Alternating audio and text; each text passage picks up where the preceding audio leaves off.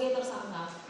Dalam kerangka tersebut, pemohon memohon agar Yang Mulia Hakim Pra-Peradilan menguji keabsahan penetapan tersangka terhadap pemohon oleh termohon berdasarkan aspek syarat kecukupan alat bukti, pemenuhan prosedur, dan kewenangan termohon sebagaimana ditentukan peraturan perundang-undangan yang berlaku.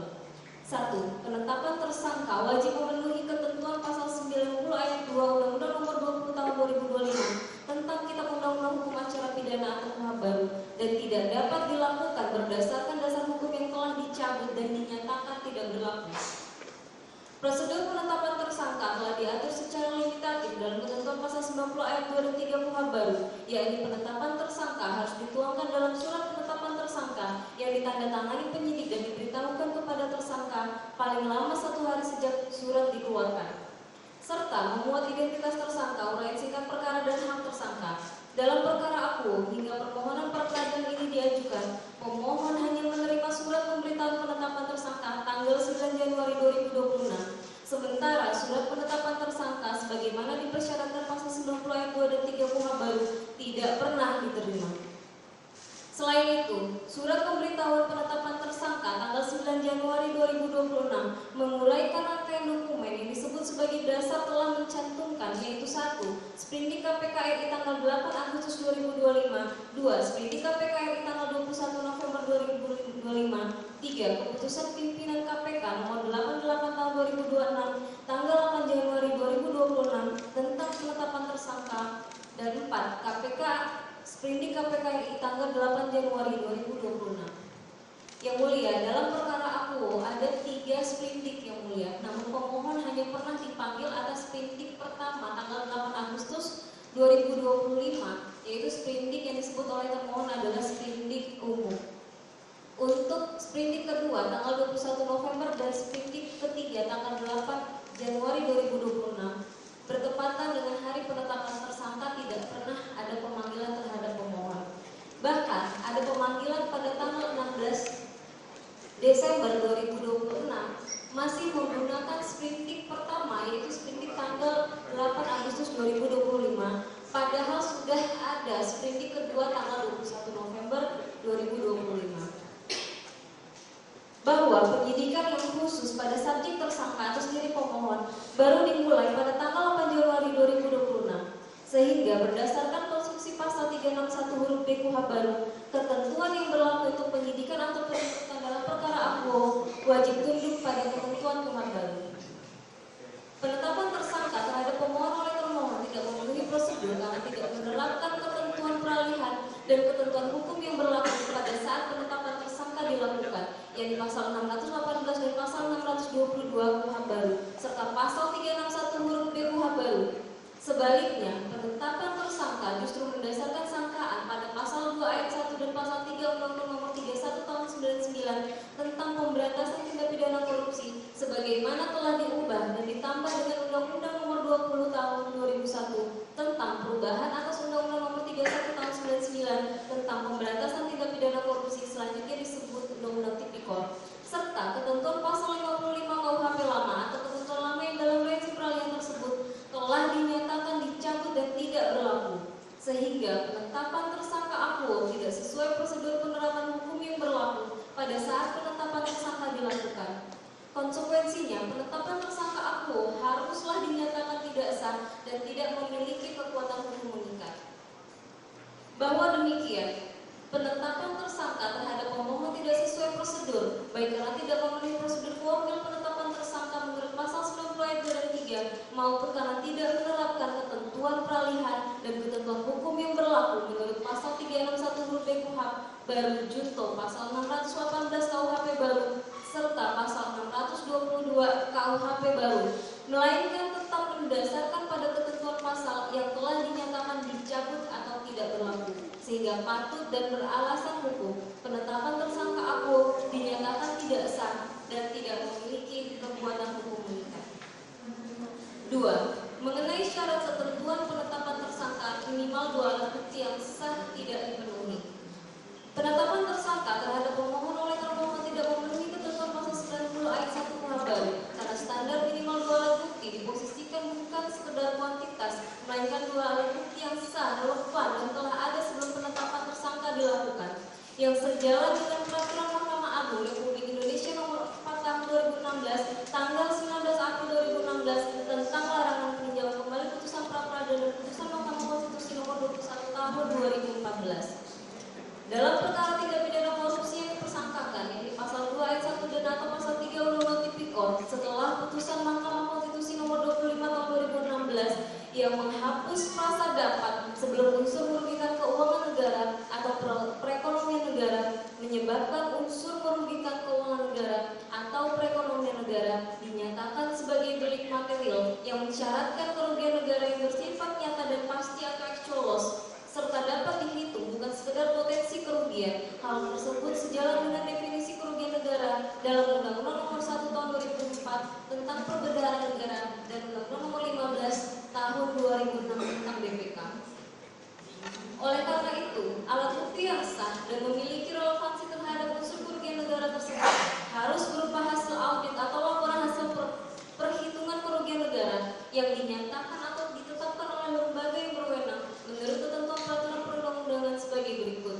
Undang-Undang Nomor 17 2003 tentang Keuangan Negara, Undang-Undang Nomor 1 Tahun 2004 tentang Perbendaharaan Negara, Undang-Undang Nomor 15 Tahun 2004 Pemeriksaan Pengelolaan dan Tanggung Jawab Keuangan Negara, serta Undang-Undang Nomor 15 Tahun 2006 tentang BPK dan penjelasan pasal 603 KUHP baru yang menyatakan yang dimaksud dengan kerugian keuangan negara adalah berdasarkan hasil pemeriksaan lembaga negara audit keuangan.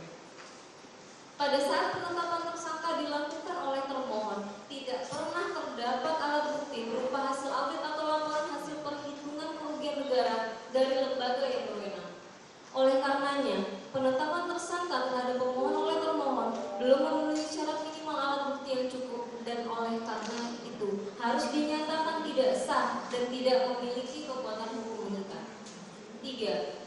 Mengenai termohon yang tidak memiliki kewenangan untuk melakukan penyidikan maupun menetapkan pemohon sebagai tersangka, bahwa ketentuan pasal 90 ayat 1 dan 2 KUH baru menegaskan bahwa penetapan tersangka harus dilakukan oleh penyidik dan dituangkan dalam surat penetapan tersangka yang ditandatangani oleh penyidik. KUH baru juga mendefinisikan penyidik secara limitatif, yaitu Polri, PPNS, dan penyidik tertentu yang diberi kewenangan oleh undang-undang. Dalam konteks KPK atau termohon, pasal 21 Undang-Undang KPK amandemen tidak lagi menempatkan pimpinan KPK sebagai penyidik. Dalam hal ini ketentuan lama yang menyatakan pimpinan sebagai penyidik telah diamandemen, sehingga pimpinan KPK tidak berwenang menandatangani tindakan yang secara hukum harus dilakukan oleh penyidik. Bahwa kewenangan penindakan termohon dalam pasal 6 huruf E dan pasal 11 Undang-Undang KPK amandemen relevan terutama bila perkara menyangkut kerugian negara sebagaimana diatur dalam pasal 1 ayat 1 dan pasal 2 Undang-Undang 17 tahun 2003 tentang keuangan negara. Kerugian negara didefinisikan secara limitatif sebagai kekurangan uang, surat berharga, dan barang yang nyata dan pasti jumlahnya sesuai ketentuan pasal 1 angka 22 Undang-Undang Nomor 1 Tahun 2004 tentang Perbendaharaan Negara dan pasal 1 angka 15 Undang-Undang Nomor 15 Tahun 2006 tentang BPK.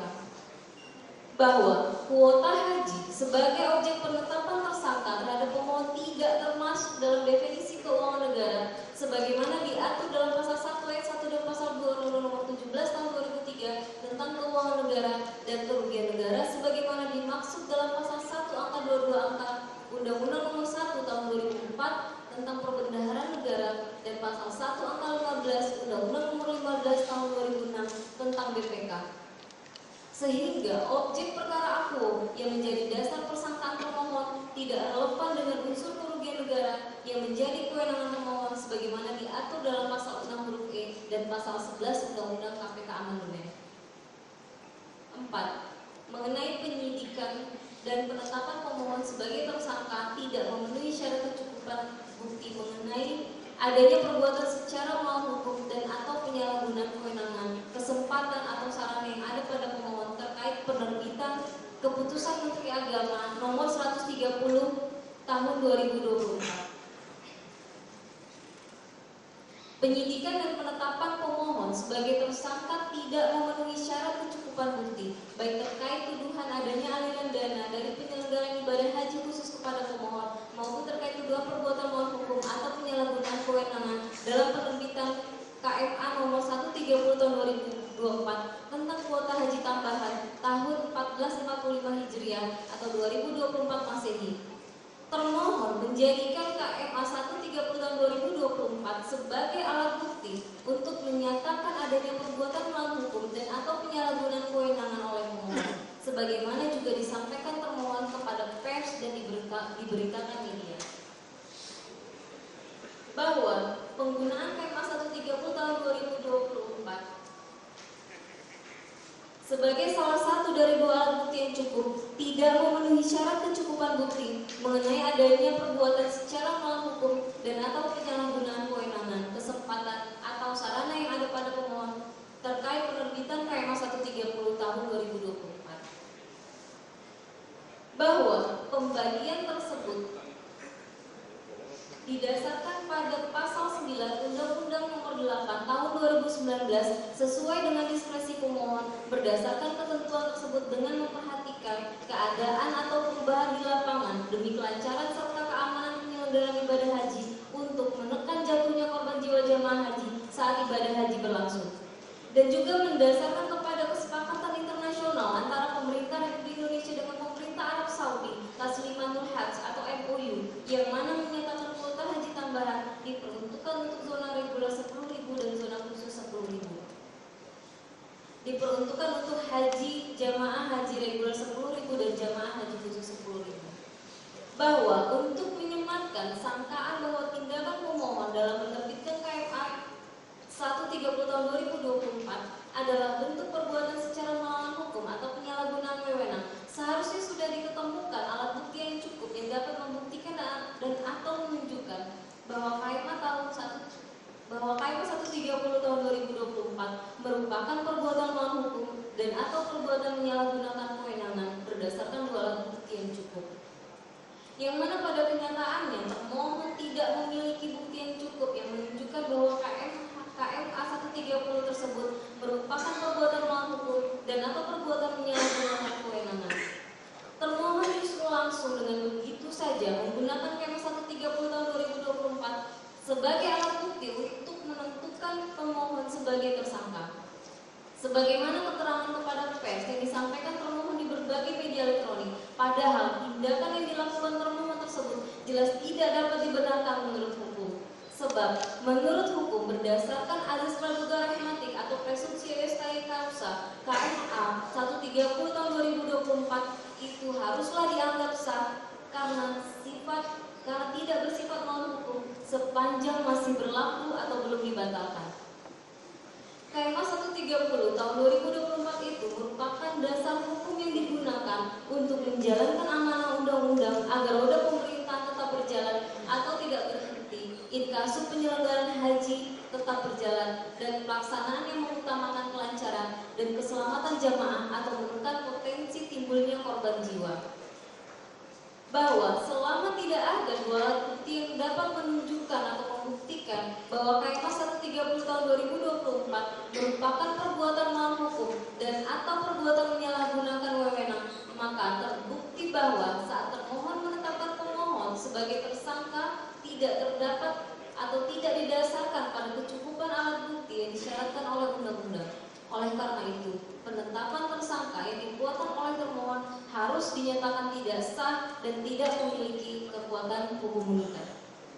Dilanjutkan ya. Seperti itu ya. Bahwa sebagaimana telah disampaikan dalam dalil di atas, penetapan tersangka yang dilakukan oleh termohon tidak sah karena 1. Penetapan tersangka tidak memenuhi prosedur sebagaimana mestinya.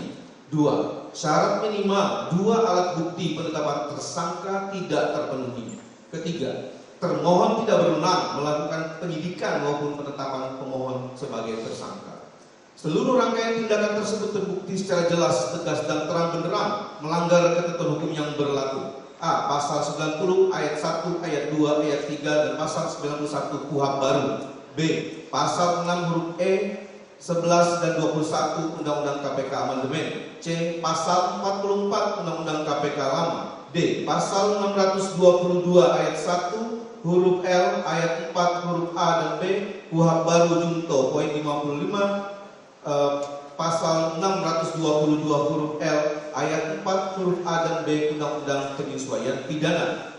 Undang-Undang Nomor 8 Tahun 2019 tentang penyelenggaraan haji. F. Undang-Undang Nomor 17 Tahun 2003 tentang keuangan negara. G. Undang-Undang Nomor 1 Tahun 2004 tentang perbendaharaan negara. H. Undang-Undang Nomor 15 Tahun 2006 tentang Badan Pemeriksa Keuangan. Bahwa semangat atau spirit serta maksud dan tujuan dari berlakukannya KUHP baru ialah supaya penyempurnaan KUHP sebelumnya dengan cara berbagai perubahan atau pembaharuan yang menghadirkan. Yang pertama, KUHP baru lebih menjamin kepastian, keadilan, dan kemanfaatan hukum.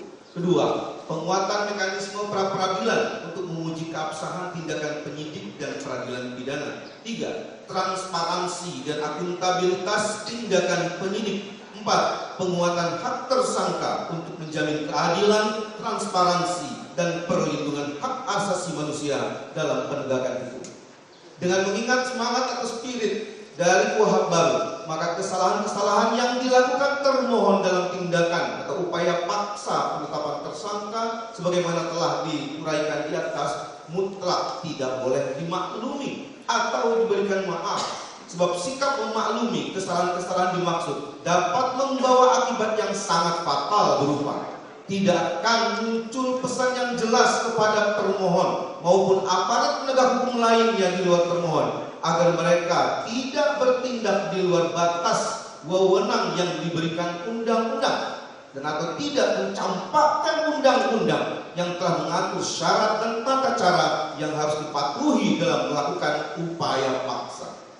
Tidak akan ada efek deterrence atau jerak bagi termohon maupun aparat penyidik lainnya di luar termohon untuk tidak mengulangi lagi kesalahannya. Yang ketiga, akan menjadi sebab bagi tumbuh suburnya ketidakpercayaan masyarakat terhadap KUHP baru maupun penegakan sistem hukum pidana yang berkepastian hukum, adil, dan membawa manfaat. Berdasarkan seluruh hal-hal yang telah diuraikan dalam permohonan pra-peradilan ini, dengan segala hormat dan kerendahan hati, mohon kiranya Pengadilan Negeri Jakarta Selatan berkenan untuk memeriksa, mengadili, dan menjatuhkan putusan akhir sebagai berikut. Mengadili: 1. Menyatakan menerima dan mengabulkan permohonan permohon untuk seluruhnya. 2. Menyatakan surat keputusan pimpinan Komisi Pemberantasan Tindak Pidana Korupsi nomor 88 tahun 2026 tanggal 8 Januari 2026 tentang penetapan tersangka atas nama Yakut Khalil Qomas adalah tidak sah dan tidak mempunyai kekuatan hukum mengikat. 3. Menyatakan surat Komisi Pemberantasan Korupsi nomor B-2 Romawi /Dik 00 /23 01 2026 hal pemberitahuan penetapan tersangka tanggal 9 Januari 2026 adalah bukan surat penetapan tersangka atas nama Yakut Khalil Qomas dan dinyatakan tidak sah serta tidak mempunyai kekuatan hukum mengikat. 4.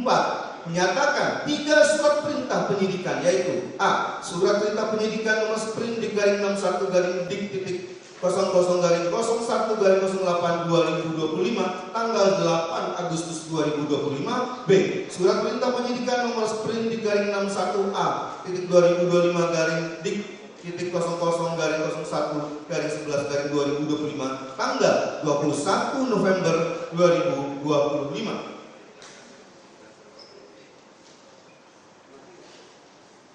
C.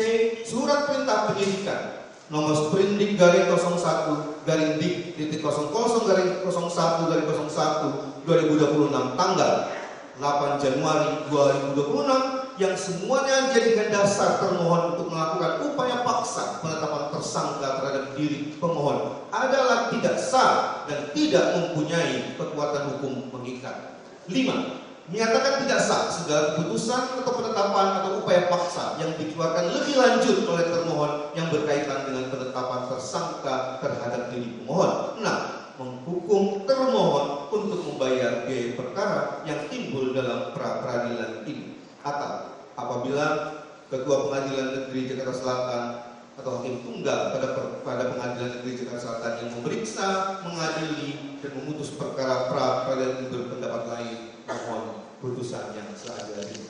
Demikian yang menjadi ringkasan dari permohonan kami.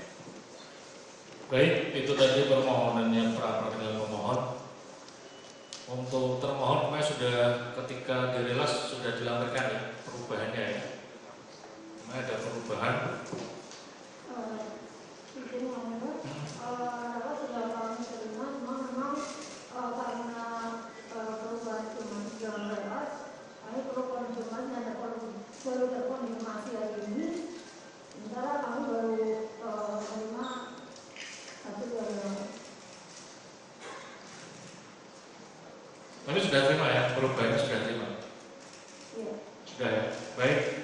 Selanjutnya akan kita susun jadwal persidangan.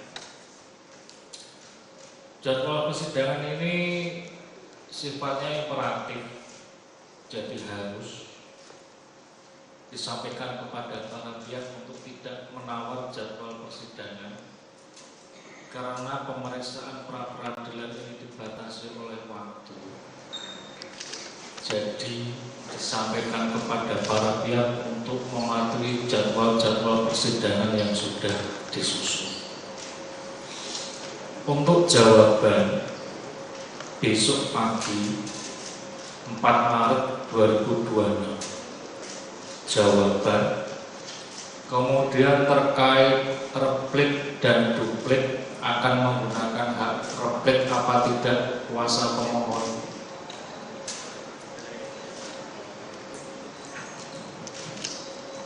Yang mulia, kita menggunakan replik yang mulia. Replik ya. Di sana duplik menggunakan baik. Jadi tanggal 4 kita ada 3 agenda jawaban, replik dan duplik. Setelah jawaban sidang akan saya skos, kesempatan yang menyusun replik. Setelah replik kita skos untuk kesempatan duplik. Seperti tadi saya sampaikan, karena persidangan ini terbatas oleh waktu, maka jawaban, replik, duplik jadi 1 hari. Kemudian untuk pembuktian pemohon, Kamis 5 Maret 2026. Izin yang mulia, menyampaikan usulan yang mulia untuk tanggal 5 Maret pembuktian pemohon jika diperkenankan yang mulia. Untuk hari Kamis 5 Maret itu seluruh pembuktian surat dulu yang mulia dari kedua belah pihak, baik dari kami sebagai pemohon juga dari pihak pemohon. Baru setelahnya di Jumat kami hadirkan ahli yang mulia. Tanggapan? Izin yang mulia, kami keberatan karena Jumat kan hari pendek sehingga untuk pagi kedua kerja tidak mencukupi waktunya yang mulia. Jadi kami setuju dengan yang mulia untuk tanggal 5 itu dari pemohon baik tertulis maupun ahli. Jadi saya putuskan tanggal 5 bukti pemohon tertulis ataupun saksi ataupun ahli 1 hari. Tanggal 6 pembuktian termohon, bukti surat atau ahli atau saksi. Tanggal 9 kesimpulan. Tanggal 10 tidak ada sidang, saya mau waktu menyusun putusan. Tanggal 11 putusan. Itu jadwal sidang kita. Kemudian karena ini para pihak hadir lengkap, saya akan membuat kesepakatan kepada para pihak. Sidang ini akan kita laksanakan jam 10. Kenapa? Saya tidak hanya sidang ini saja Bapak Ibu. Di belakang itu banyak para pihak yang mau bersidang juga. Supaya tidak ada yang terdolimi, tidak ada yang merasa diabaikan, maka saya perintahkan para pihak hadir jam 10. Besok pagi jam 10. Toleransi boleh Pak? Boleh, 15 menit. 10.15 lengkap tidak lengkap saya sidangkan. Itu kesepakatan kita. Ada yang mau disampaikan sebelum saya tutup?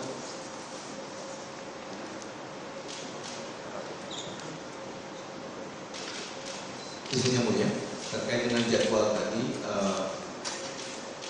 kami menegaskan soal alasan tambahan mengapa kami meminta alat bukti tertulis dari pihak pemohon dan termohon bisa disatukan, karena kami ingin nanti di dalam proses pemeriksaan pembuktian berikutnya di ahli kita bisa melakukan pengujian dan melihat secara langsung bukti yang disampaikan secara tertulis oleh masing-masing. Itu salah satu alasan yang mulia. Nah, yang kedua yang mulia, untuk pembuktian kami di hari Kamis, kami akan coba usahakan secara maksimal, tapi kami juga ingin mengajukan jika memang ada nanti ahli kami yang tidak bisa hadir di hari Kamis, apakah juga bisa dihadirkan di hari Jumat, karena ini sedang diatur jadwalnya. Gitu ya, Bu. Sudah saya tekankan, silakan para pihak memanfaatkan waktu yang disediakan. Tanggal 5 bukti pemohon ya bukti pemohon, surat ahli saksi sekali. Tanggal 6 bukti termohon, itu tidak ada lagi tawar menawar. Oke, ada sana mau disampaikan sebelum ditutup? Ada? Terakhir saya sampaikan kepada para pihak, persidangan ini tidak ada transaksional, tidak ada suap, tidak ada gratifikasi, tidak ada pemberian janji uang atau barang. Penyelesaian perkara ini murni pembuktian. Para pihak tidak perlu menghubungi orang pengadilan, pejabat pengadilan untuk minta dimenangkan. Tidak perlu. Begitupun sebaliknya, jika ada pihak-pihak yang mengatasnamakan hakim pemeriksa ini bisa memenangkan dengan imbalan sejumlah uang, saya pastikan itu penipuan. Silakan langsung dilaporkan ke Mahkamah Agung. Paham kuasa pemohon? Kuasa termohon, sidang ditunda tanggal 4, jawaban replik-duplik jam 10, sidang ditutup.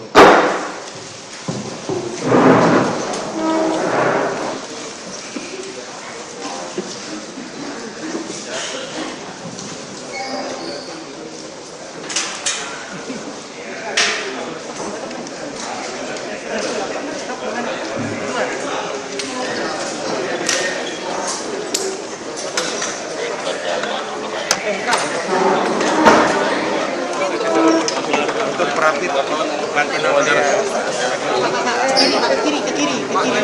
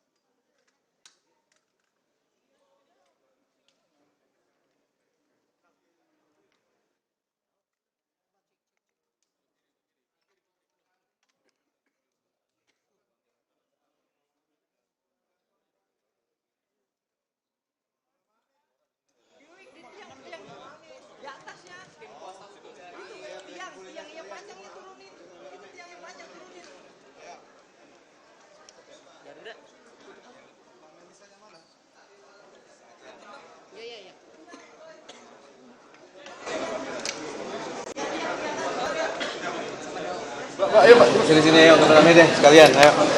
Apa nih? Sini. Acara, ada. Ya. Tadi kan memang dari pihak kuasa hukum sendiri meminta untuk dilakukan dari hukum sendiri tidak itu bagaimana? Iya, kita hargai ya putusan dari hakim tunggal tadi yang sudah memutuskan terkait dengan jadwal-jadwal. Kita hargai dan kita akan laksanakan sebaik-baiknya. Apa saja kira-kira yang diserahkan dari pihak kuasa hukum? Tentu nanti kita akan ada ahli, lalu surat-surat, bukti, semua kita sudah siapkan utuh ya.